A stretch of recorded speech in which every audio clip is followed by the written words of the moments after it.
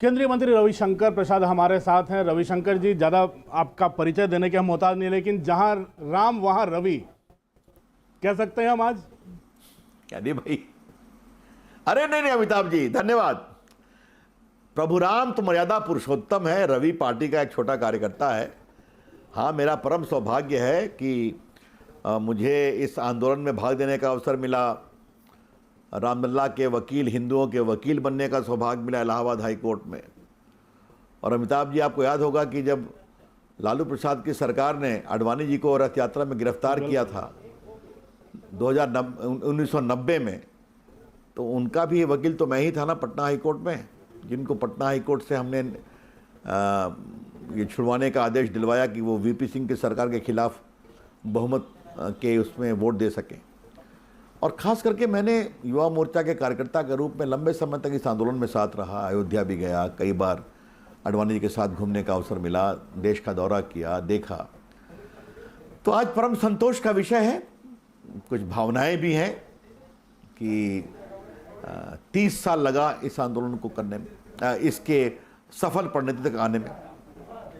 अगर आप 1980, 87, 88, 89 का रेजोल्यूशन ले लीजिए पालनपुर का बीजेपी का, तो उसके बाद से तो आप देख लीजिए पूरे 30 साल लग गए, 31 साल लग गए। रवि सर, फिर भी संतोष है कि आज रवि सर आज काफी आप बेचैन लग रहे हैं। सुबह सुबह आप काफी बेचैन लग रहे हैं। सुबह से रामलला पर ट्वीट किया आपने, रामलला के वकील हैं आप। क्या कोई कष्ट है क्या? अयोध्या नहीं जाने का दुख है क्या?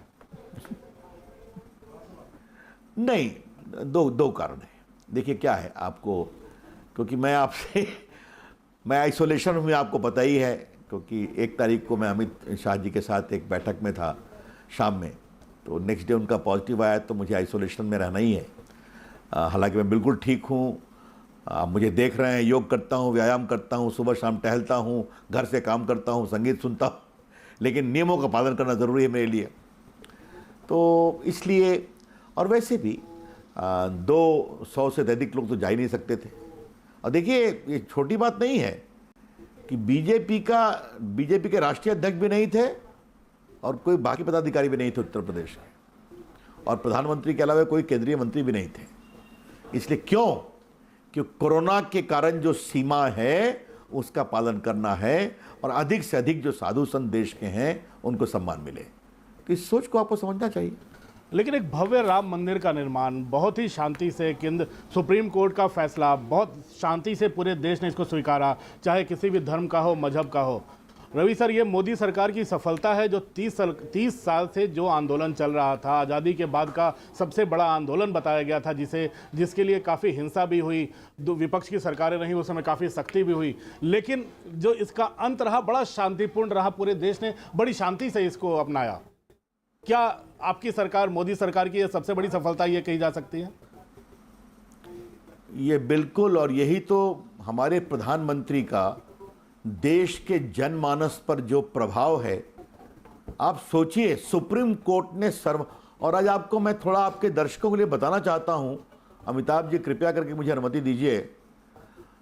उन्होंने साफ कहा कि नंबर 1, सदियों से हिंदू यहाँ पर आके पूजा करते हैं और इसको अपना पूजा स्थल मानते हैं, लॉर्ड राम का जन्म हुआ।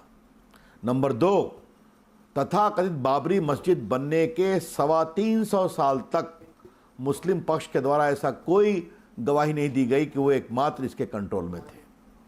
नंबर 3, बाबरी मस्जिद का ढांचा बनने के बाद भी हिंदुओं का विश्वास ये कभी नहीं डोला कि यहाँ प्रभु राम के जन्मस्थली है, वो आके वेदी को प्रणाम करते थे। और नंबर 4, आर्कियोलॉजिकल सर्वे के रिपोर्ट से स्पष्ट हो गया कि मस्जिद एक मंदिर के फाउंडेशन में बनाई गई थी। आपको बताऊं अमिताभ जी, बहुत रोचक कहानी ये, चूंकि आपने कहा मैं वकील हूं, जब इस केस की इलाहाबाद हाईकोर्ट में सुनवाई चल रही थी तो कोर्ट ने फैसला किया आरंभिक समय में कि हम खुदाई कराएंगे, जहां रामलला विद्यमान है उसको छोड़ करके 50 फीट खुदाई करवाएंगे। हिंदू और मुस्लिम दोनों पक्षों ने विरोध किया। क्या निकलेगा खुदाई में? खुदाई हुई तो 7वीं शताब्दी से मंदिर निकल गया। समझ गए आप? तो जहां राम जी के पक्ष में इतना सबूत था, फिर भी 70 साल क्यों वेट करना पड़ा? इस सवाल का भी कभी जवाब तो देना पड़ेगा ना। लेकिन जब सब कुछ शांति से हो गया तो अब जवाब देने की ज़रूरत नहीं है। बहुत बड़ी सफलता मिली है बीजेपी को, पूरे संघ परिवार को। रवि सर, 2010 में जब आप रामलला के वकील बनकर गए थे लखनऊ बेंच में, अब जब 2-1 से वर्डिक्ट आया था, आपको लगता है ये पूरे फैसले की बुनियाद वहीं पर रखी गई थी जो आप रामलला के वकील बने? और आपको बताऊं जी, बिल्कुल। और वहां पर माने दिल्ली में लोग तो विश्वास ही नहीं करते थे कि हम लोग जीतेंगे, हम लोग को केस है, नहीं विश्वास करते थे। और जब मैंने पूरे केस को समझ लिया और पूरी गवाही देख ली तो मैं हमेशा कहता था कि अगर ईश्वर है और एक नया पैसा न्याय है तो जीतेंगे। लोग पूछते थे कि क्या जीतना चाहते हो, हमने कहा बहुत छोटी सी जीत। जहां रामलला विराजमान है, हिंदू मानते हैं राम का जन्म हुआ, वो हिंदुओं का है, आस्था के कानूनी वैधता प्रदान करा देना, बस। बाकी मंदिर तो अपने आप बन जाएगा, और हुआ भी। बाकी लोग सुप्रीम कोर्ट आए, और आप अपनी पुरानी फुटेज को निकालेंगे तो देखेंगे मैंने अपील भी की थी मुसलमानों से। लखनऊ बेंच के हाई जीतने के बाद वहीं पर टीवी के लोग मुझसे पूछे कि मैं अपील करूंगा कि वो लोग कृपया करके इसको स्वीकार कर लें, उनको अपील में जाने का अधिकार है, मुस्लिम पक्ष को एक भव्य राम मंदिर बनने दें, देश में एक नया भाईचारा पैदा होगा। वो नहीं माने रवि सर, लेकिन नरेंद्र मोदी की अपील पर पूरी शांति रही, अच्छी बात है। रवि सर, एक और सवाल उठता है, आप वाजपेयी सरकार में भी मंत्री थे, वहां भी शिलादान जैसी घटना हुई थी, वहां भी काफी दबाव था विश्व हिंदू परिषद का कि सरकार कानून बनाए। नरेंद्र मोदी सरकार में भी दबाव था, लेकिन बड़ी शांति से सब निपट गया। दोनों सरकारों में आप मंत्री हैं, यहां तो आप कानून मंत्री भी हैं, कैसे शांति? दोनों में क्या फर्क देख रहे हैं आप? दोनों सरकारों का आप हिस्सा रहे हैं। देखिए, वहाँ भी मैंने अटल जी की सरकार में मैं कानून विभाग देखता था लगभग 100 साल के लिए। देखिए, मोटी बात क्या है कि हम लोगों ने बहुत कोशिश की कि बातचीत से रास्ता निकल जाए। सुप्रीम कोर्ट ने मीडिएशन कराया, और कई बार तो क्षमा करिए, वो बोलते थे कि भैया हम जानते हैं कि आपका दावा मजबूत है और प्रभु राम की बात है, लेकिन कोर्ट से फैसला करा लो। और आपसे एक पीड़ा से बात कहूँ, सुप्रीम कोर्ट में अपील को सुनने में 10 साल लगे, 11 साल लगे। इस बात तो कभी नहीं भूलना चाहिए। रवि सर, एक अमिताभ जी, मैं आपके दर्शकों के लिए एक बात कहना चाहता हूं। अमिताभ जी सुन रहा हूं सर। हेलो, सुन रहा हूं सर, बताएं। देखिए, यह भारत का ओरिजिनल संविधान है, और इस संविधान में फंडामेंटल राइट के ऊपर आप देख लीजिए किसकी तस्वीर है।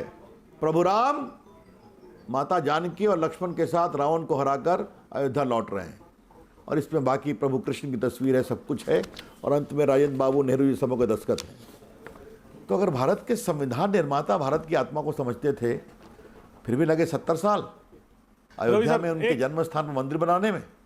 एक छोटा सवाल और आखिरी सवाल रवि सर, वो सवाल ये है कि रविशंकर प्रसाद जो रामलला का वकील था, रविशंकर प्रसाद जो अब देख रहा है कि भव्य राम मंदिर का निर्माण हो रहा है, वो केंद्रीय कानून मंत्री है, 370 भी आ गया जो संघ का पहला काम था, राम मंदिर बन गया संघ का दूसरा काम। अब केंद्र का कानून मंत्री अब क्या कहता है? यूनिफॉर्म सिविल कोड अगले 5 अगस्त को, 3 तलाक भी पास हो गया ना। देखिए, आप एक बात समझिए अमिताभ जी, ये जो बार बार आप यूनिफॉर्म सिविल कोड की बात करते हैं, तो ये कोई हमारी डिमांड नहीं है, ये भारत के संविधान के आर्टिकल 44 में लिखा हुआ है। अब ठीक है, उस पर लॉ कमीशन एक कंसल्टेशन प्रोसेस कर रहा है, उसको होने दीजिए, फिर आगे देखेंगे उसको। लेकिन आज का दिन प्रभु राम के महान मंदिर के निर्माण की शुरुआत, एक नए उत्साहवर्धक, आशा से ऊर्जावान भारत की कहानी आज प्रधानमंत्री ने कही है, उसके साथ हम लोग आगे बढ़ें। और प्रधानमंत्री ने एक और बात कही है अमिताभ जी, बिन भय होत न प्रीत। तो भारत एक मजबूत भी बनाना है और शक्तिशाली भी बनाना है। रवि सर, बहुत बहुत धन्यवाद। आप स्वास्थ्य लाभ करें, जल्दी वापस मंत्रालय आना शुरू करें, शुभकामनाएं हमारी। नहीं, मैं बिल्कुल